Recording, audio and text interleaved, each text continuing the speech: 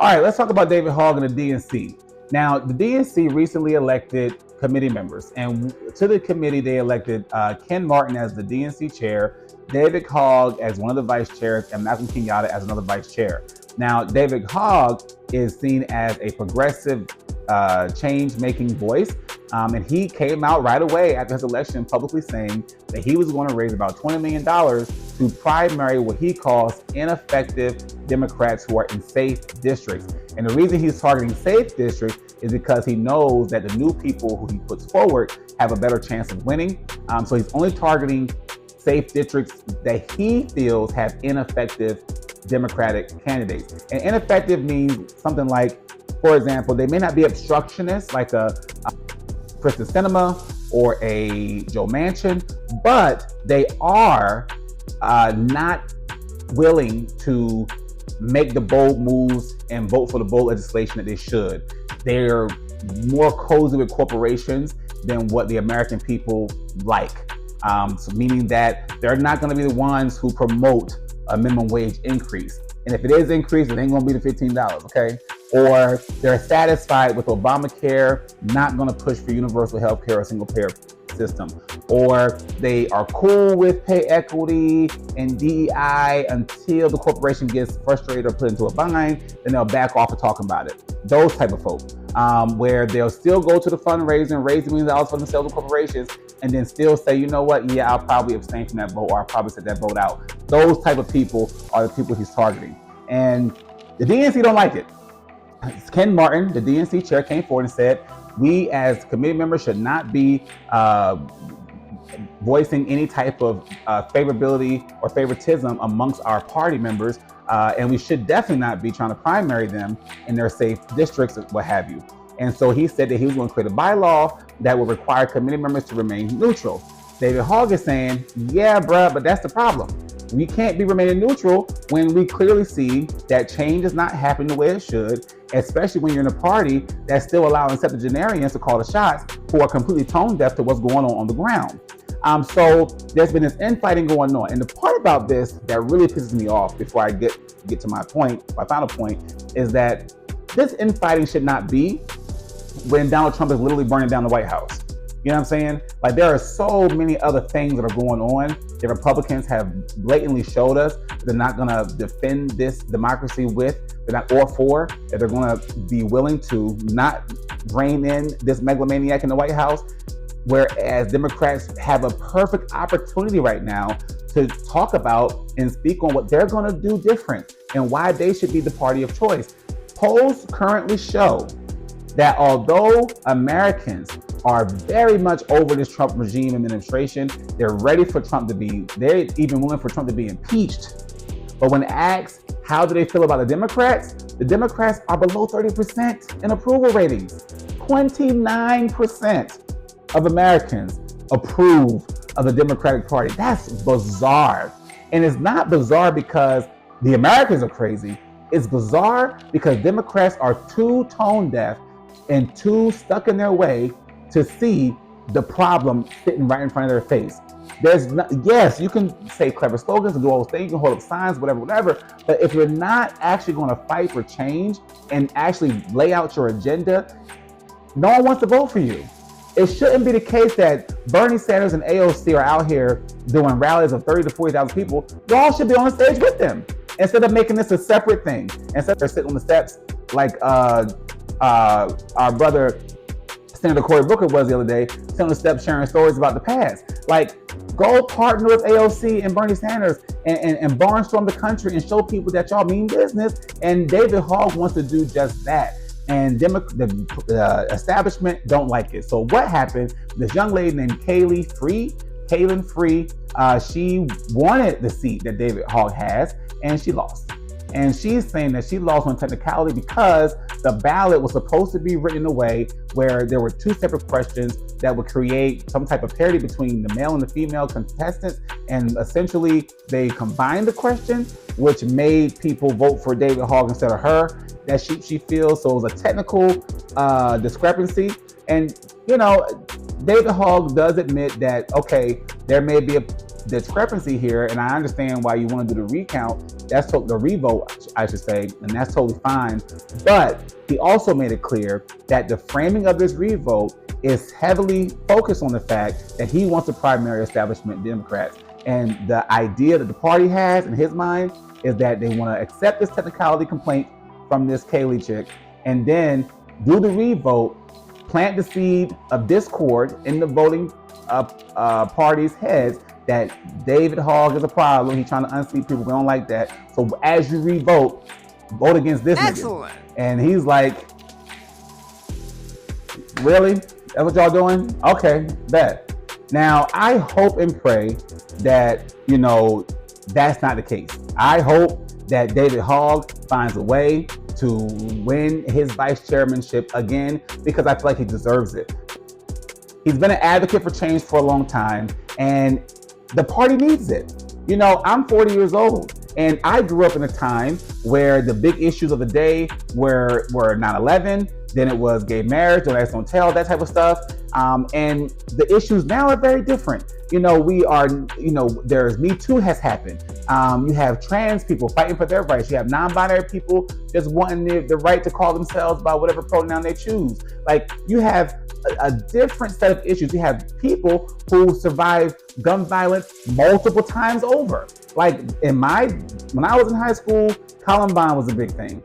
But there's been so many incidents that have happened since Columbine, and the issue still has not been resolved. So clearly, Republicans don't have no intention of making the change, and Democrats don't either. Because Democrats have had the opportunity to make these changes when it comes to healthcare and things like that for several years when they ran the House and the Senate and the presidency under the Obama administration. So I do think that his goal and his agenda is a good one and the right one. And it's sad that the Democrats rather fight him versus fight Trump. And so Malcolm Kenyatta goes on to say, he does think it's unfair that he too has to go through the re-election process, because being the first Black vice chairperson on the committee is a big accomplishment. However, the way he dug at Hogg by saying David Hogg is trying to make this all about him, and really it's a slap in my face because woo.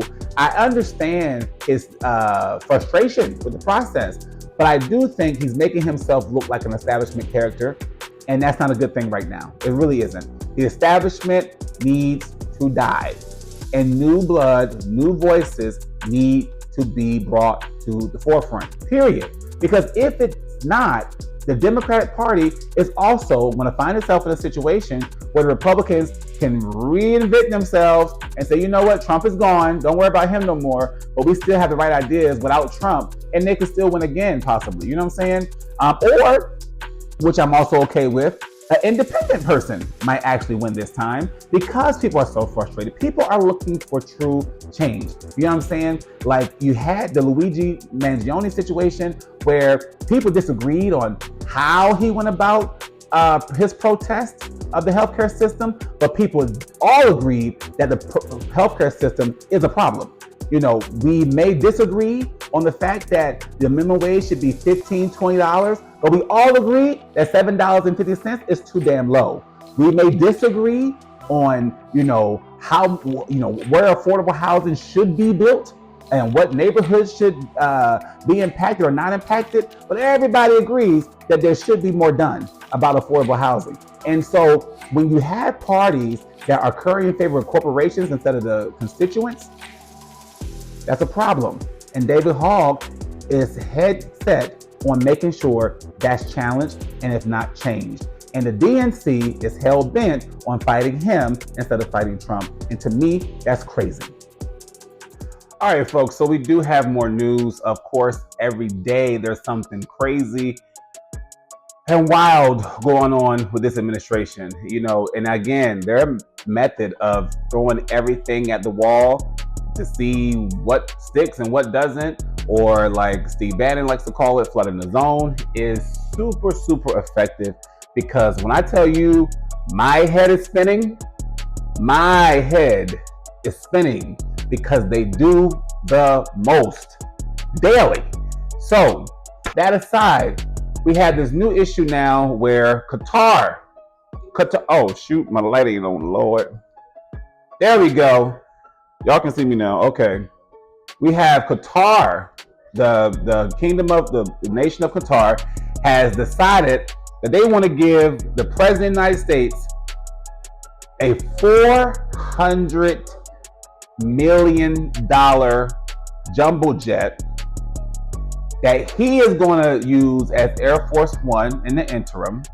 And then when his presidency is over in a few years, that jumbo jet is going to be donated to his presidential library. But it's going to be gifted not to Donald Trump directly, but it's going to be gifted to the Pentagon, who's then going to transfer it to his presidential library when he leaves office. Now, we all know, everybody knows, there's no confusion about the fact that that's corrupt. We all know that that's against the emoluments clause. We all know that that is not something that any head of state should be doing at no time. Not even the head of state, but elected officials, period. If a senator buys someone a sandwich that's over a certain amount of money, they have to report it. And so you mean to tell me that the president of the United States can take a $400 million jet? And then Donald Trump, when he responds to the questions as to why he thinks it's a good idea to do, his response is, I mean, why would I turn down a free jet? Like, I'm not going to turn down a free, who would turn down a free jet? I'm just going to, if they say, hey, here goes a $400 million jet, I say, thank you. Now, that would be great. It's cute. It's clever. If you're not the president of the United States. It's cute and clever if you're still working at The Apprentice. But as the president of the United States, why would you take anything from Qatar? This is the same Qatar that has funded Hamas and the like, that have violated basic human rights across the world. So why would you find yourself in a situation taking anything from a group like that in the name of it being quote unquote free, especially when, you know, it's almost like he is unaware that he's the president, but at the same time, he's cosplaying as king of the world, all of which are bizarre to me. And then you have people in the administration who the best they can do is raise the eyebrows. Oh, eyebrows are raised at this, and this is an eyebrow raiser. Stop raising your eyebrows and do something about it. And every time I feel like we might be at a place where Congress might do something to rein in this megalomaniac, they don't.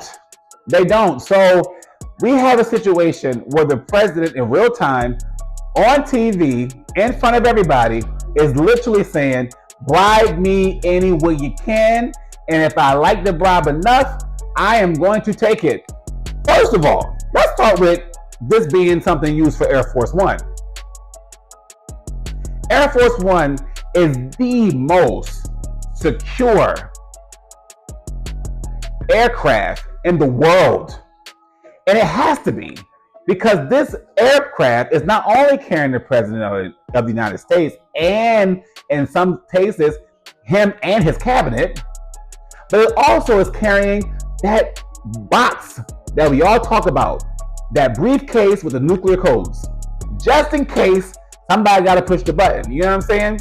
So in order for this jet to be compliant with what we need for an Air Force One use case, they would literally have to break this jet down piece by piece by piece and rebuild it to meet Air Force One specifications, which defeats the whole purpose of it being convenient. Because remember, the reason he took this, he's saying, is because the current manufacturing of the new Air Force One that the United States is going to get from Boeing is, for him, taking too long. And it takes several years to build a craft that's state of the art and that meets all the security requirements they will need. It has all the redundancies in place and making sure it detects any type of wiretapping or bombs or anything. And it has to be, bomb-proof in some instances and bulletproof and woo-woo-woo, all the things. So in order to make this luxury jumbo jet meet the compliance requirements to be operated and used as the President of the United States Air Force One, it would take almost just as long to tear it down and rebuild it, which means that this is not an act of convenience.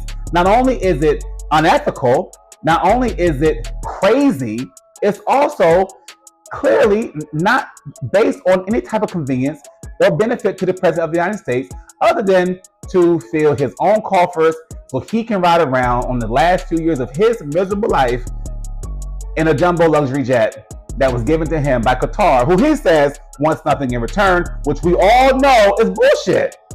Now, of course they want something in return. Are you crazy? Have you lost your mind, Mr. President? Come on, man. Hey, listen, every time I try to give this man some, sometimes he does some things right? His idea about the pharmaceuticals, which we'll talk about another video, making sure that we don't pay more than other countries are paying. I like that idea. Unless the focus of this is the damn jumbo jet. And right now, Donald Trump is playing in not only our faces, but in the world's face by making it seem like this is somehow a good idea out of convenience. And we all know if this was about the country, if this was about America first, if this was about making sure that the American people are not being taken advantage of and making sure that, countries bring their best foot forward when they're trying to do business with us, this jet would not be, first of all, coming from Qatar. It would not be coming from Qatar. First and foremost, it would not be coming from Qatar. And when receiving it, he would follow the legal process of what that should look like, whatever that may be. And then, instead of it being gifted to his personal presidential library on his departure from office, it will be donated to the Pentagon or remain in the custody of the Pentagon, because it should belong to the people of the United States, not Donald J. Trump. Sound off in the comments.